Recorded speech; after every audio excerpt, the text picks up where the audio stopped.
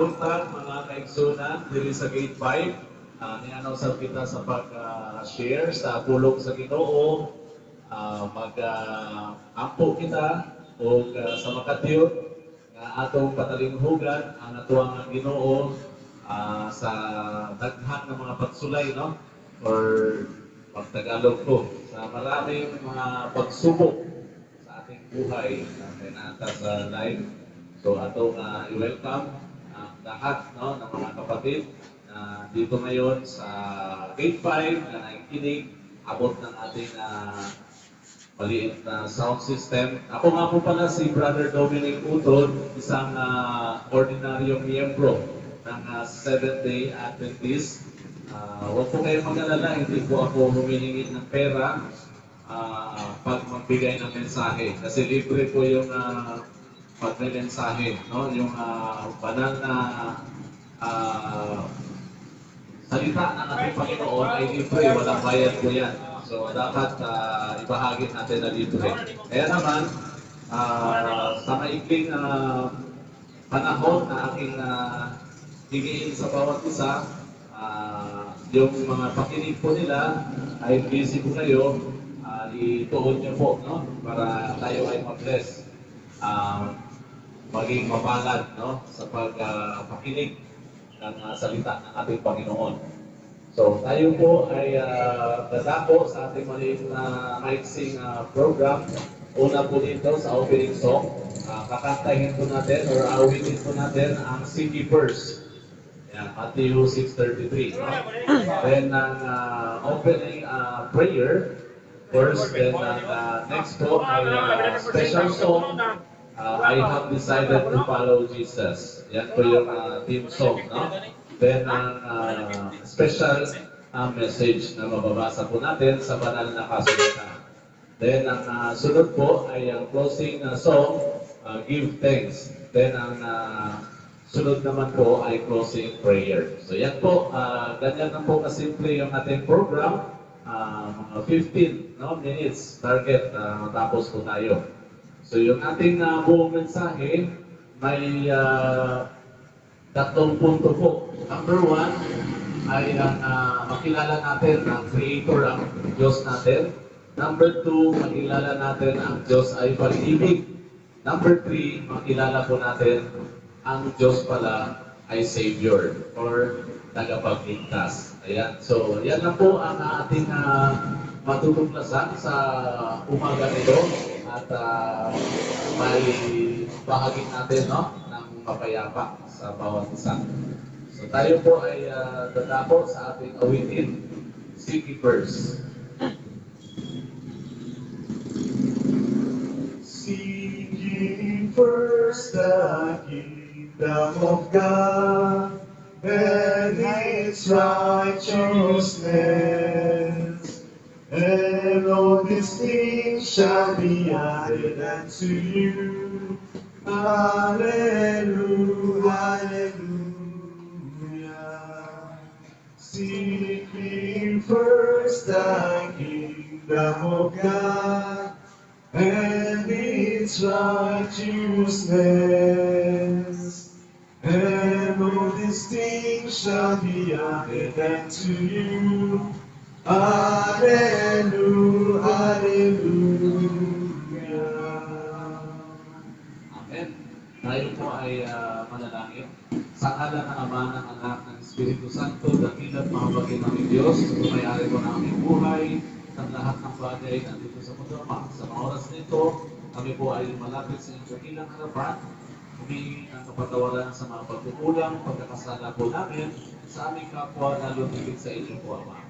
Maraming salamat po ay natutuloy po kami magpatawad sa aming kapwa dahil kayo po ay unang atong nagpatawad sa bawat isa sa amin. Maraming salamat, Ama, sa kaalaman na susulat ko ito sa Matthew 6:12 na magpapatawad po kami sa isa't isa. Maraming salamat din po sa aming Panginoong Jesucristo na namatay sa krus sa Kalbaryo upang mabayaran po ang aming mga kasalanan. Maraming salamat din po sa banal na Espiritu na patuloy kami binibigyan ng kaalaman, karunungan ang galing po dyan sa kitaas-taasan ng mga langit. At ganoon din po sa banal na Anghel na patuloy kami na binabantayan, binibigyan ng proteksyon. inyo pong patuloy na ipinapadala sa bawat isa sa amin, sa mga mahal namin sa buhay, sana sila dako na roon sa mga oras na ito. Lalo-lalo na po yung aming mga kapwa manggagawa po na mga tao gumagawa na yung kalooban. Maraming salamat po at ganoon din po sa mga tao na inyo pong hinanda na amin pong mabigyan ng kaalaman karunungan ngayon po, Ama. Ay patuloy kami gamitin ang Friendship Ministry ay patuloy na gagawa sa iyong kalooban. Ito ay aming hiling at dalangin sa pangalan po ng aming Panginoon Jesucristo na siya po naming dakilang tagapagligtas. Amen. Yan po. So nanakong po tayo sa ating special song, yung I have decided to follow Jesus. Yan po. I have decided to follow Jesus. I have decided to follow Jesus. I have decided to follow Jesus. No turning back, no turning back. The Lord behind me, the cross before me. The Lord behind me, the cross before me. The world behind me, the cross before me. No turning back, no turning back. Though not go with me, still I will follow. Though not go with me, still I will follow. Though not go with me, still I will follow. No turning back, no turning back. Amen. So tayo po ay dadako ngayon sa pagbabasa ng ating banal na kasulatan. Ang ating pong mensahe na mababasa, Tagalog version po ito ang ating Bible para maunawaan ng lahat, no? Makaintindi. Sabi po dito sa Genesis 1:1, nang pasimula, nilikha ng Diyos ang langit at ang lupa. So meron pong tagapaglikha, muli, paalala po sa atin, kahit paulit-ulit natin ito binabalik-balikan upang makilala po, no, ng mga kapatid natin na hindi pa nakaalam. No? Sa mga nakaalam naman, nakalipot, so ito po yung paalala sa atin. No? Na ang tao, ang Diyos pala ay lumikha ng lahat ng bagay sa mundo. No? Magkaiba man yung mga pangalan na gamit, mayroon po Jehovah, mayroon din po Yahweh, at sa mga kapatid natin na Islam, ang pangalan ay Allah. Sa atin naman, mga karamihan na mga Christian denomination, ang tawag ay Diyos or God sa English. No? So, isa lang po yung tinutukoy natin. Ito po yung ating manilikha na kinikilala natin Diyos. No? Magkaibang pangalan, pero siya po ay patunay na manlilikha sa ayon sa ating nabasa sa banal na kasulatan. At naniniwala naman tayo na ang banal na kasulatan, ito yung salita ng ating Panginoon. Kaya nga, pag tayo ay nananalangin, tayo ay nakipag-usap sa ating Panginoon. No? Pero pag ang Panginoon naman ay nakipag-usap sa atin sa pamamagitan ng kanyang salita, ang banal na kasulatan. Kaya po, dito rin po sa 1 John 4:8, atin pong mabasa ang sinasabi po, ang hindi umiibig, no? Para sa mga tao na nagtatanong, sino ba ang Diyos? Sino ba ang manilikha natin na Diyos? According sa 1 John 4:8, makikilala natin ang ating Panginoon na siya ay pag-ibig. Sabi po, ang hindi umiibig ay hindi nakakilala sa Diyos dahil ang Diyos ay pag-ibig. So yan po yung ating banal na kasulatan na ang Diyos mismo nagpakilala sa kanyang sarili, siya ay pag-ibig. No? So dito naman po tayo sa pangatlong punto natin. So pagkatapos natin nakilala na ang Diyos pala ay creator, pangalawa, ang Diyos din po ay love or pag-ibig, no? Then pangatlo ay makikilala natin na ang Diyos ay tagapagligtas, no? Dito mababasa natin sa 2 Corinthians chapter 1 verse 10. Ang sabi dito, siya na nagligtas sa amin mula sa kakilakilabot na kamatayan at patuloy na magliligtas. Sa Kanya ay inilalagak namin ang ating pag-asa na muli niya kaming ililigtas. So yan po mga kapatid, may tatlong punto po na ating pong bigyan pansin dito sa Bible verse na ito. No? Una, yung sinasabi dito na siya na nagligtas sa amin mula sa kakilakilabot na kamatayan. Opo, dapat tayo po ang mamatay, hindi ang ating Panginoong Jesucristo. Dahil sa Romans 3:23, ang lahat ay nagkasala.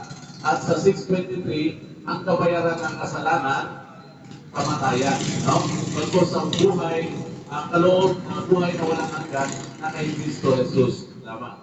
So atin pong mapansin na ang kabayaran pala ng kasalanan ay kamatayan. Kaya naman, nung nagkasala ang ating magulang na si Adan at si Eva, ay nawala sa kanila yung glorified body.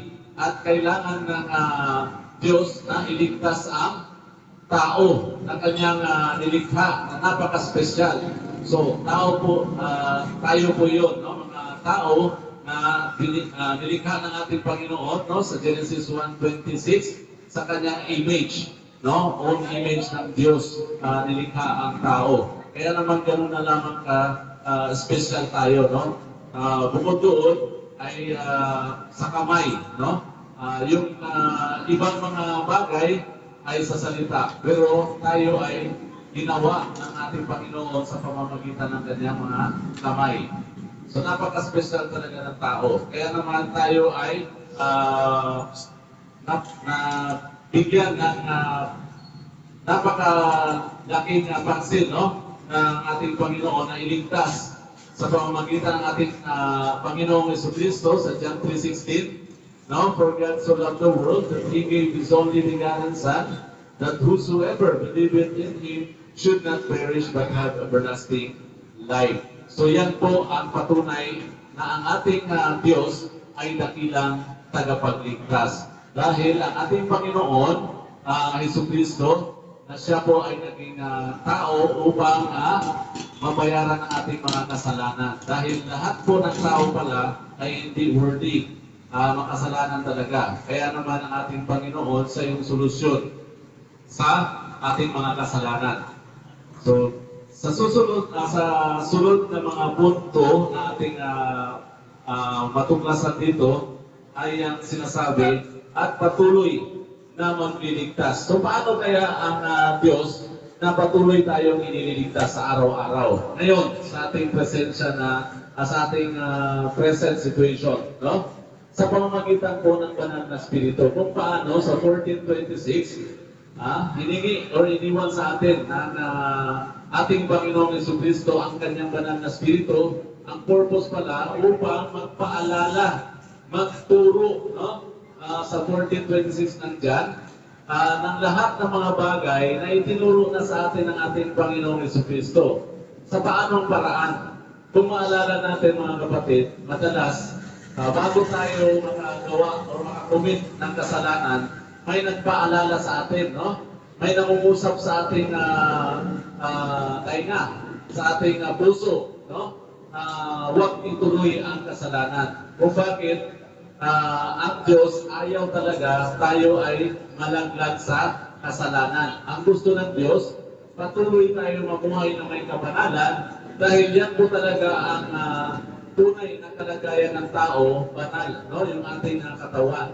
Sangayon sa 1 Corinthians 3:17, ang ating katawan ay templo ng Diyos, no? Nanahan ang banal na Espiritu at ito ay banal. So kaya naman, nawala yung kabanalan ng ating katawan pagka tayo ay nakakagawa ng kasalanan. Kaya tinutulungan tayo ng banal na Espiritu na huwag ituloy yung ating mga plano, no?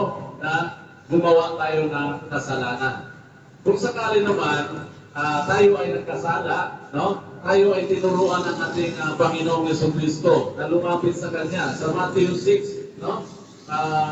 12, magpatawad, no? Mag-ingit ng tawad. At ganun din, magpatawad din po tayo. Magpatawaran sa isa't isa. No? Yan po yung turo ng ating Panginoong Jesucristo sa Matthew 6:12. Kaya naman, pag tayo ay nagkasala, automatic ang ating Panginoong Jesucristo magpahanggang ngayon nasa langit, no?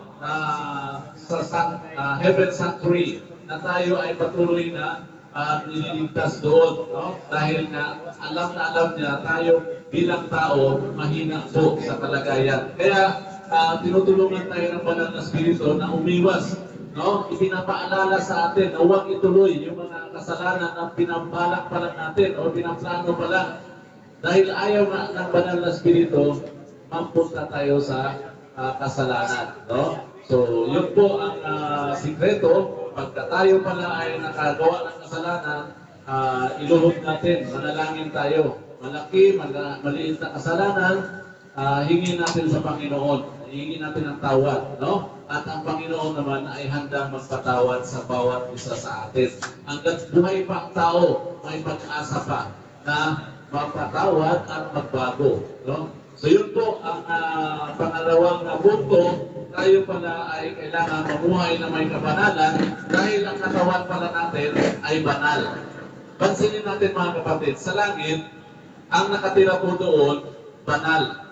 Banal na Diyos, banal na anghel.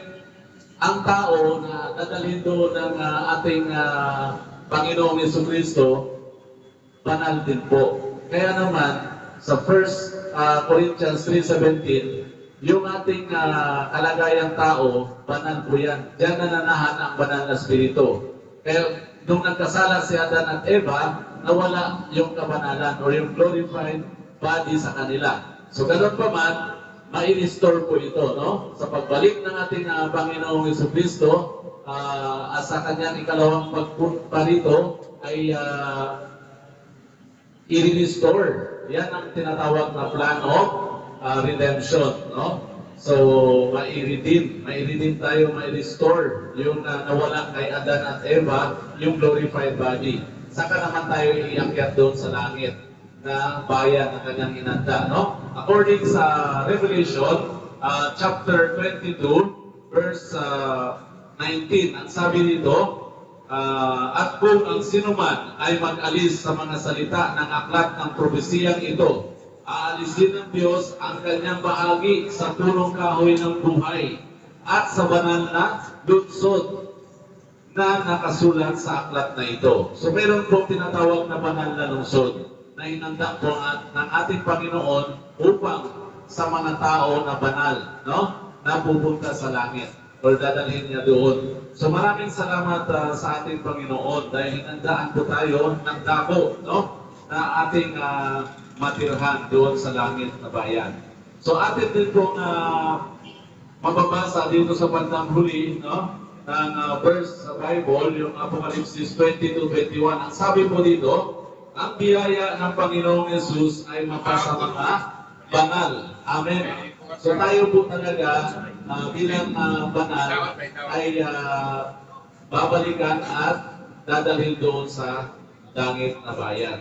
So kaya naman sa huling punto dito sa verse, no, ang sabi, sa Kanya ay nilalagak namin ang ating pag-asa na muli niya kaming ililigtas. So may pag-asa po pala tayo mga kapatid, no? So yung pag-asa na yan, na i-restore yung glorified body na nawala sa atin at maka-experience tayo ng buhay na walang hanggan. So yan po yung ipapasalamat natin sa ating Panginoon.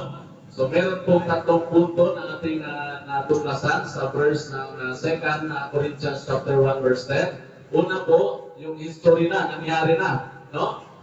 Justification. Ang pangalawa, itong present situation natin na mamuhay tayo na may kabanalan habang nag-aantay sa ikalawang pagparito ng ating Panginoong Jesucristo.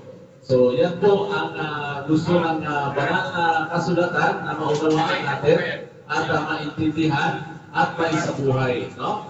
Upang darating ang panahon na pagbalik ng ating dating ng ikalawang pagdating ng ating Panginoon Jesucristo ay kasama po tayo or magkasama po tayo na dadalhin doon sa langit na bayan na hinanda po ng ating Panginoon sa bawat isa sa atin. Kaya maraming salamat po at paalala po pala ang mga signs, no? Makikita po natin sa mga panahon ngayon, baka makalimutan natin ang mga lindol, bagyo, mga kalamidad. Yan po ay sign, no? Mga senyales na ang ating Panginoong Jesucristo ay malapit na po darating, no? Kaya naman maghanda tayo na babalik tayo sa Kanya. Kasi minsan mawawaray tayo, no? Napapalayo tayo, kaya naman pinapaalala sa atin sa pamamagitan ng mga kalamidad na ito na kailangan natin ang ating Diyos. Kasi wala tayong kapangyarihan na harapin yung mga pagsubok na kalamidad na yan o kahit anong mga pagsubok, hirap sa ating buhay, no? Ang ating Panginoon lamang po ang ating sandigan lagi. Maraming salamat muli at magandang araw po sa bawat isa. So sa ating closing song, aawin tayo ng Give Thanks. Give thanks with a grateful heart. Give thanks to the Holy One. Give thanks because He's given Jesus Christ, His Son. Give thanks with a grateful heart. Give thanks to the Holy One. Give thanks because He's given Jesus Christ, His Son. And now let the weak say, I am strong. Let the poor say, I am rich, because of what the Lord has done for us. Give thanks. Amen. Tayo po ay manalangin. Sa ngalan ng Ama, ng Anak, ng Espiritu Santo, dakilat mahabagin namin Diyos. Muli po, nagpapasalamat po kami ng maraming Ama sa pagkakataon na kami po ay muling nakapag-aral ng iyong salita, Ama. Maraming salamat po sa paalala po sa amin na kami po ay mayroong Diyos na dakilang tagapagligtas at nagmamay-ari ng lahat ng bagay sa mundo aming ginagawa. Maraming salamat po, Ama, sa mga pagpapalang ito at patuloy po kayo magpatawad sa aming mga nagawang pagkakasala, maging kami po ay natutong magpatawad sa aming kapwa Ama.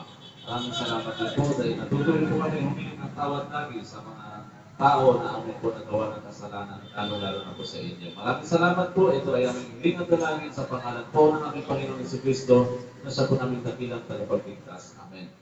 Yan po, magandang araw po muli sa bawat isa.